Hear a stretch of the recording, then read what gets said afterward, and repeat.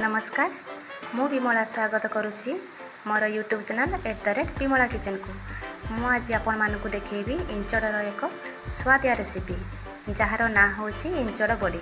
प्रथमे एठी मु इंचड़ को 2 मिनिट प्रेसर रे सिजवा पाई देबी। देखंतु एमिति प्रेसर रे आपण टिके सिजै दे। एथरे किछि हळदी गुंड ऐड करिवे जेमिति कि पणस हमर कळा पड़िबोनी आ किछि लूण ऐड करिवे। एबे 2टा सीटी आसीबा जाए आमे वेट करिबा। देखंतु एठी मु इंचड़ को सिजेकी रखिछि आ इंचड़ बॉडी पई इंचड़ बॉडी प्रस्तुत करबा पई मु नेछि गोटे मीडियम साइज रो आलू को मु सिजेकी रखिछि। 2टा मीडियम साइज रो प्याज को काटिकी रखिछि। लंका गुंड, हळदी गुंड, गोटा जीरा, भृसंगा पत्र और 2टा कंचा लंका को छेचिकी रखिछि। धनिया पत्र, गोटे कप बेसन, गोटे कप चाउल चूना आ लुण। एठी प्रथमे इंचड़ को भल भाव में चकटी दबा। आ एथिरे से मीडियम साइज रो आलू को पके दबा।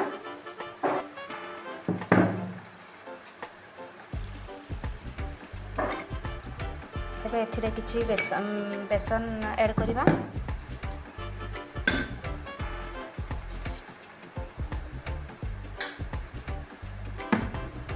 किछि चावल चूना ऐड करिबा। कटा प्याज ऐड करिबा। 2टा मीडियम साइज रो कटा प्याज देछि मु। किछि लंका गुंड दबा। 2टा कंचा लंका को मु छेची के रखिथिली ताकू पकेइबा। किछि हळदी गुंड ऐड करिबा। गोटा जीरा दबा। धनिया पत्र ऐड करिबा।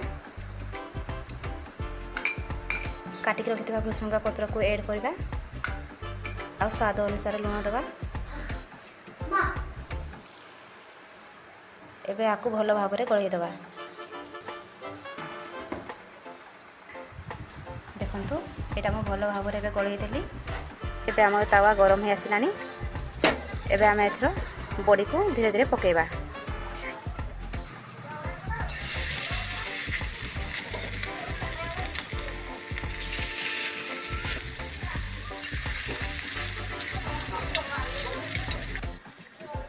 मझे मझे आको टिके उल्टाई देबे।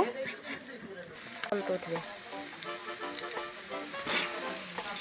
एठी हमर इंचड़ बॉडी प्रस्तुत हे गलानी। देखंतु एठी प्रस्तुत हे गला हमर इंचड़ बॉडी। आपण याकू घरे निहाती ट्राई करिवे आ भलो लागिले मो चैनल को लाइक करिवे। नुआ थिले मो चैनल को सब्सक्राइब करिवे एवं वीडियो को शेयर मध्य करिवे।